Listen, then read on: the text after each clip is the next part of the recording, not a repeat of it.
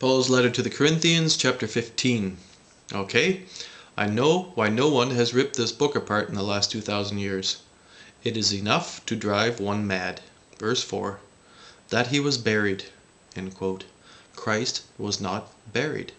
He was taken to a tomb, a new, never once used tomb. And he was not dead.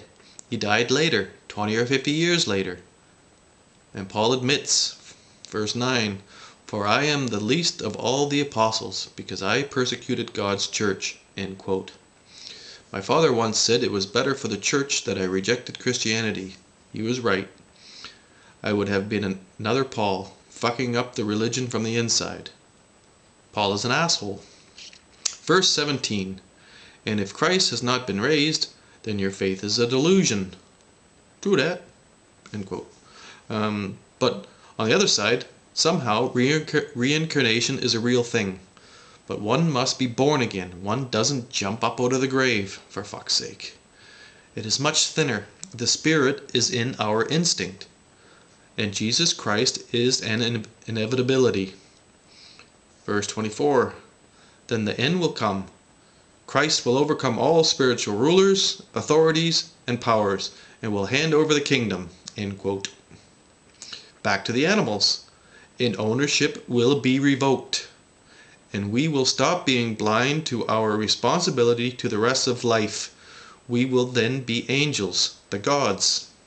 Lay down your lies. Religion is over.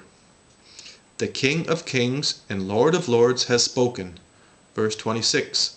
The last enemy to be defeated will be death. End quote. Death is not our enemy. It is part of evolution. Evolution is the will of the gods. The last enemy is ignorant obedience. Verse 36. You fool! When you sow a seed in the ground, it does not sprout life unless it dies. End quote. 2 points for Paul, who was down 6,843. Verse 39.